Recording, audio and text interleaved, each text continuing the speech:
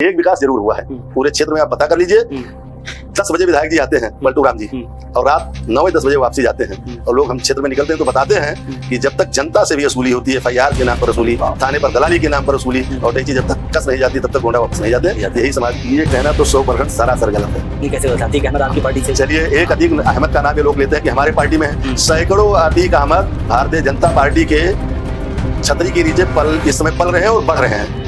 आप पूरे प्रदेश में देखिए कि बाबा जी की सरकार है, योगी जी की सजातीय कितने माफिया हैं। अब कहिए सबका नाम गिना दूं या पूरा प्रदेश जानता है? ये किस दूध के धोए पाक साफ हैं। इन माफियाओं के बारे में भाजपा क्या बताएगी?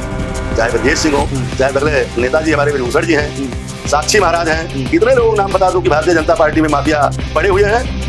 ये बदल के हमारे नेता भूषण सिंह हैं, उनका एक बेटा सांसद है, एक बेटा विधायक है, उनकी पत्नी जिला पंचायत अध्यक्ष है, उन्हीं के घर में ब्लॉक प्रमुखी है। ये परिवारवाद नहीं है। और डर की बात है तो सत्ता से वही आदमी डरता है जो चोर होता है, जो बहादुर होता है और जिसको अपने भुजाओं पर भरोसा है कि हम जो कहते हैं सच कहते हैं और लड़कर साबित करेंगे। वो कभी किसी सत्ता का मुस्ताज नहीं होता, न डरता है। जी, कि आपने अपने बहू शिल्पा राज जी को चुनावी मैदान में क्यों उतारा? जैसे इसलिए उतारना पड़ा कि ये एक शिक्षक थी जी।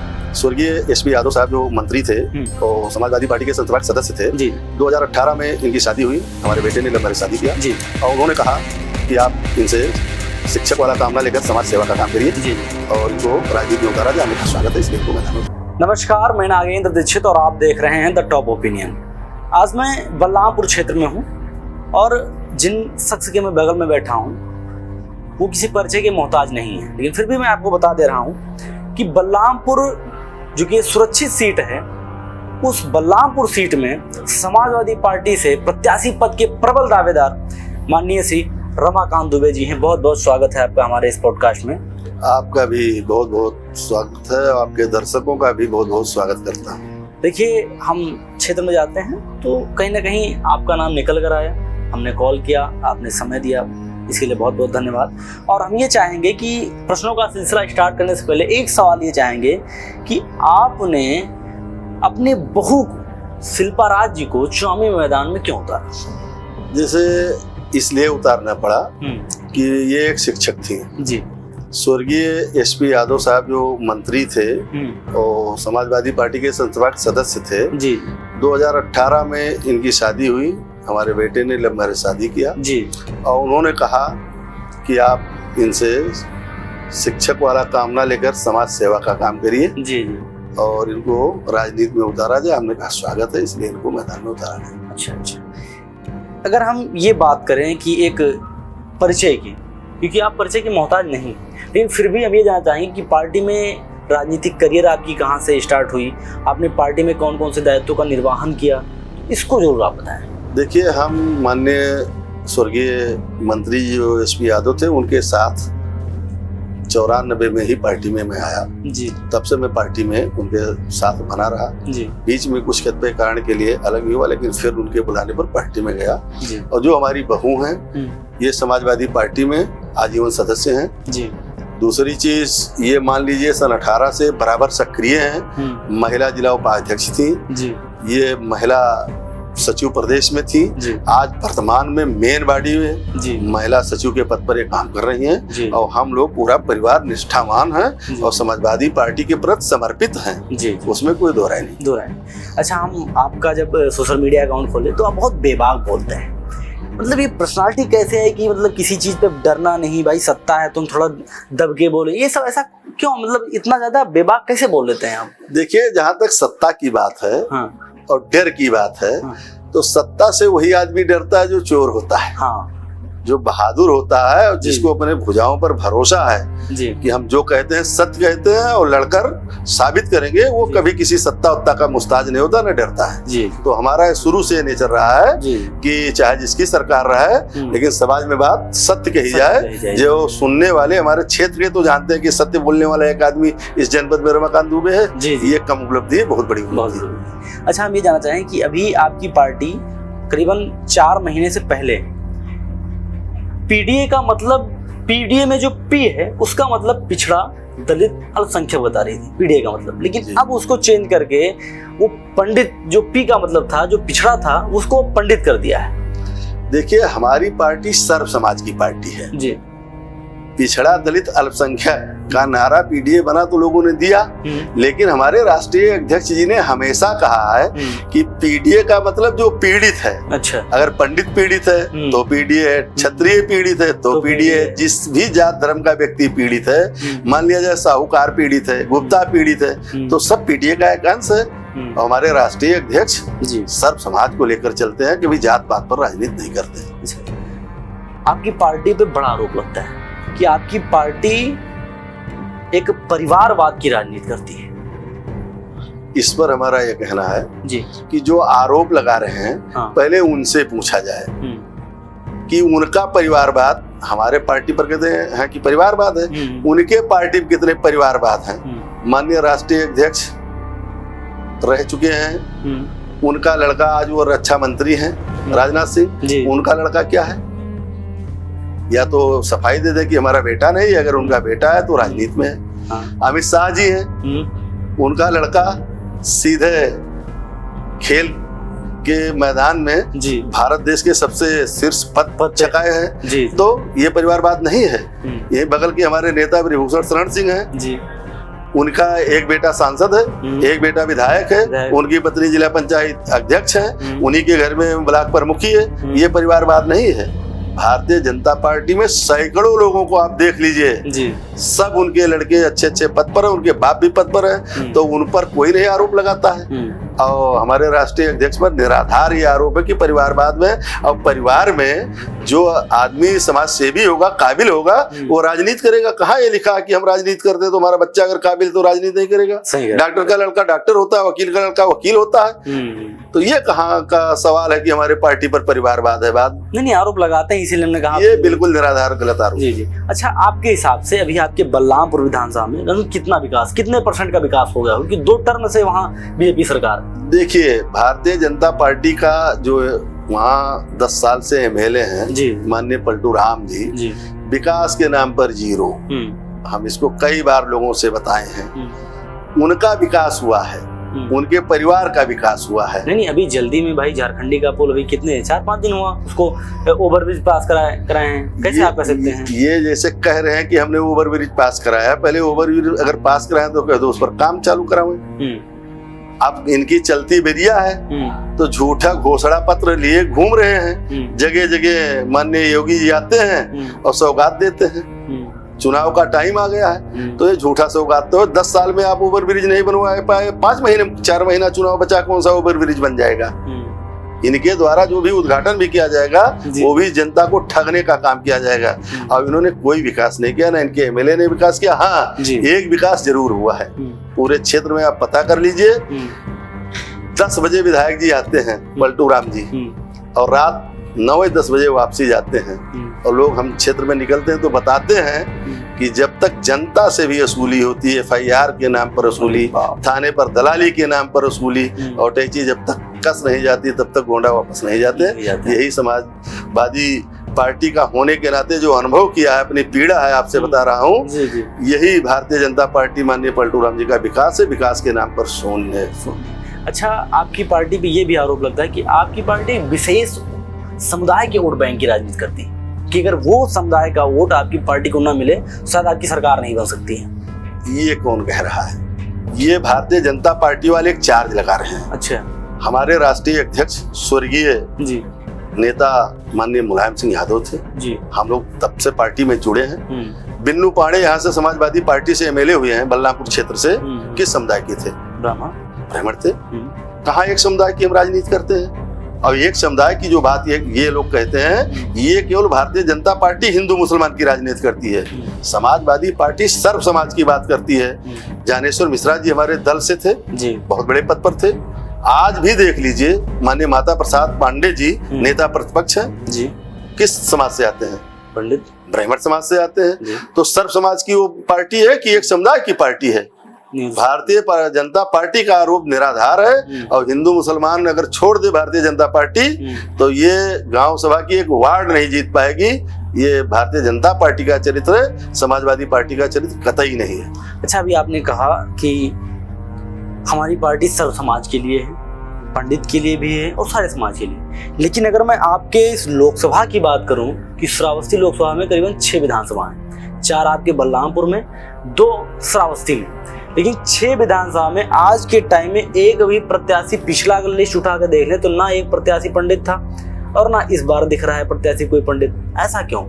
ये कहना लोगों का अगर दुष्प्रचार कर रहे हैं तो गलत है। हाँ। जैसे कोई ब्राह्मण अभी तक तैयारी करके इस लोकसभा श्रावस्ती से या जनपद बलरामपुर से किस ब्राह्मण ने टिकट मांगा और जिसको हमारी पार्टी ने टिकट नहीं दिया? जैसे हमने आपको पिछला बताया कि विनय कुमार पांडे जी लड़े तो ब्राह्मण समाज से थे, समाजवादी पार्टी के झंडे पर लड़े।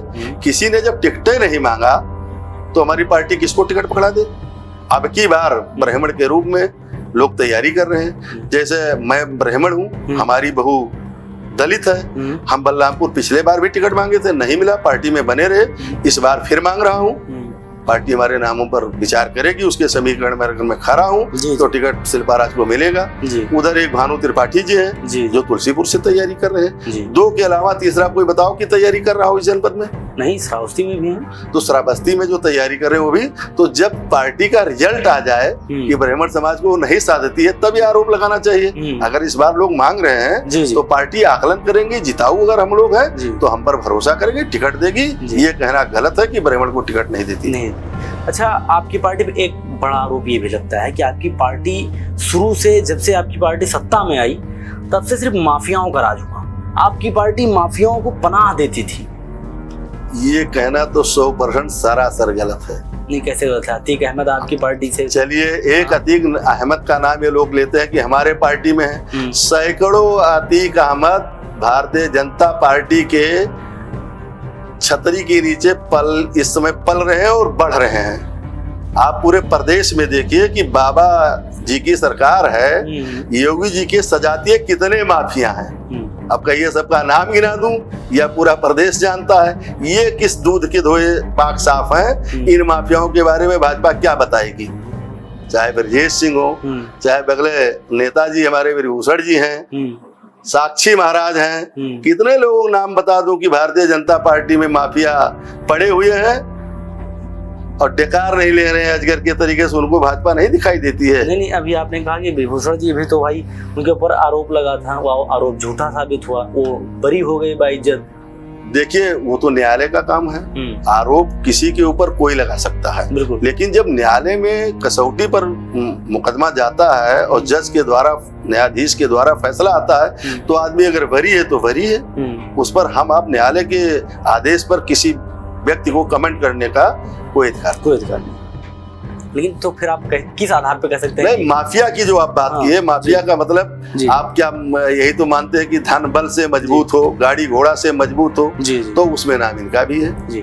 अच्छा, कहीं ना कहीं जो बीजेपी है उसका कोर वोटर ब्राह्मण माना जाता है, ठीक है, कि ब्राह्मण बीजेपी का कोर वोटर है। और जो बीजेपी है जिसका गढ़ कहा जाता था गोरखपुर, वही एक ब्राह्मण के ऊपर तलवार से वार किया गया, उसको जिंदा तलवार से काट दिया गया। देखिए, ब्राह्मण परिस्थितियों में भारतीय जनता पार्टी को 2 ट्रक से वोट दिया है। जी।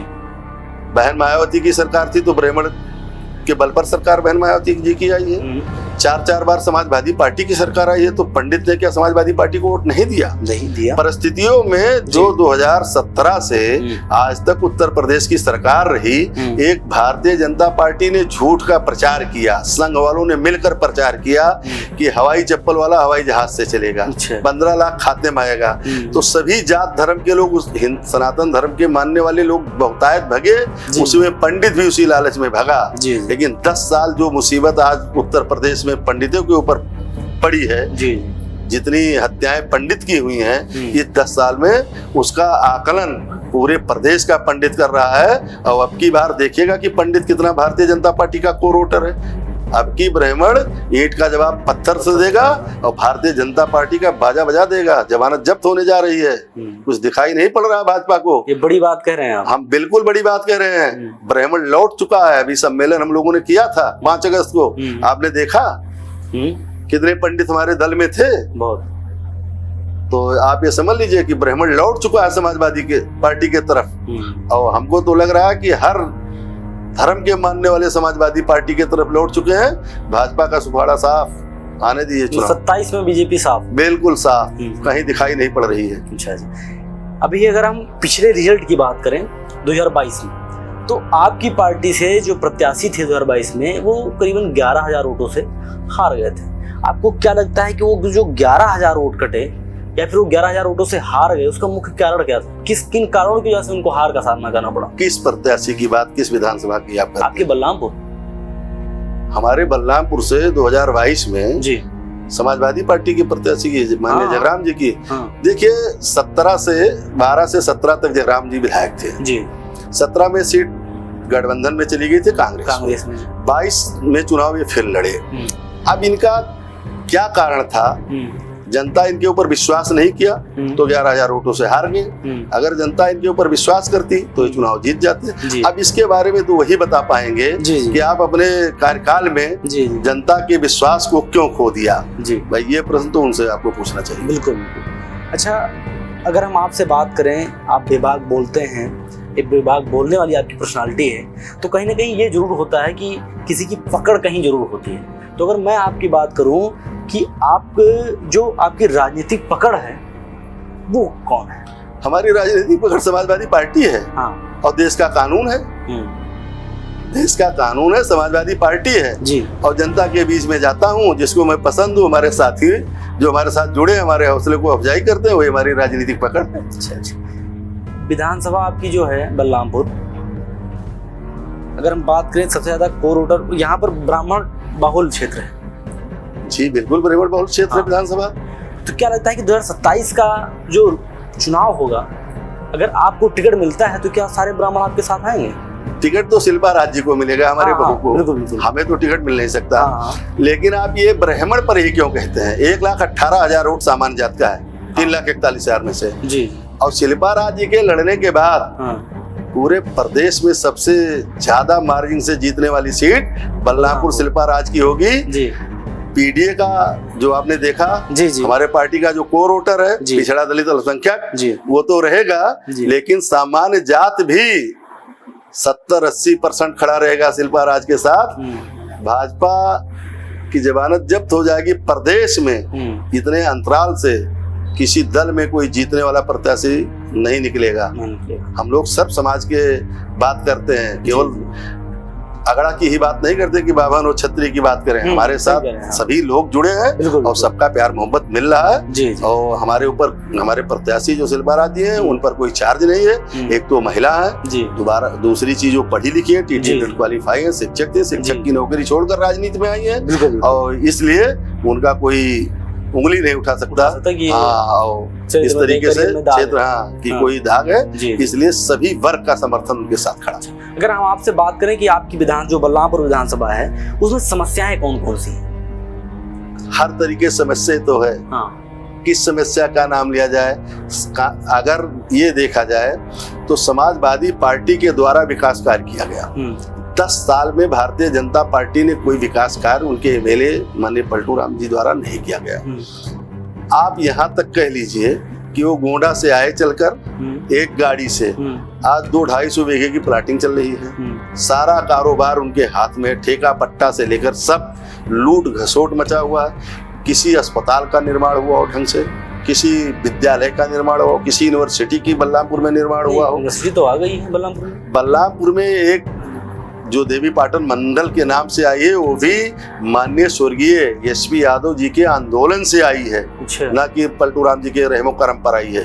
उन्होंने पैदल चलकर आंदोलन किया है, तब आई है। इनके द्वारा मैं बता रहा हूँ, इनके द्वारा कौन सा ऐसा काम किया गया 10 साल में जो इनकी निधि मिली है। ये पर्चा जारी कर दे, पूरे क्षेत्र में बयान दे दे ऑन कैमरा कि इतना पैसा मिला और इसके बदले ये काम मैंने कराया है। कोई विकास नहीं कराया गया। और भारतीय जनता पार्टी का झूठा नारा है विकास का।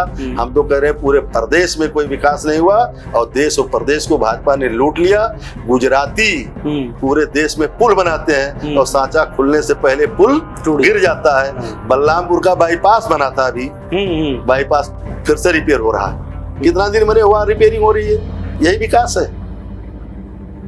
अगर यही विकास है तो ये लोग बतावें। ये सब लूट और घसोट करने वाले लोग भारतीय जनता पार्टी के लोग हैं। विकास नहीं करेंगे, जनता को चर रहे हैं और चरागाह समझ रखा है पूरे देश और प्रदेश को। आपकी जनता इनसे मुक्ति चाहती। अच्छा, अगर हम बात करें कि 2027 में जब शिल्पाराज जी विधायक बनेंगी तो व्यापारियों के लिए और जो यहाँ के व्यवसायी हैं तो उनके लिए उनका विजन क्या होगा 2027 के, कि उनके लिए ऐसा काम हम करेंगे तो अगर हम विधायक बनते हैं तो? आपने बहुत सही प्रश्न किया जी।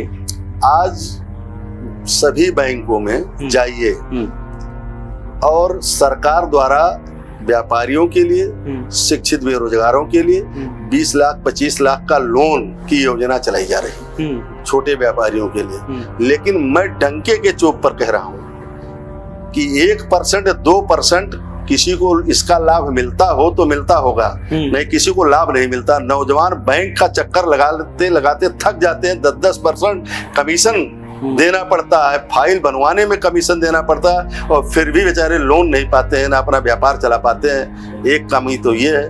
दूसरी चीज, जीएसटी बड़े उद्योगपति जब दे देते हैं तो छोटे व्यापारियों पर जीएसटी लगाने की क्या जरूरत है सरकार को? नहीं, 12 लाख तो शायद जीएसटी माफ है। ये कहने वाली बात है जी।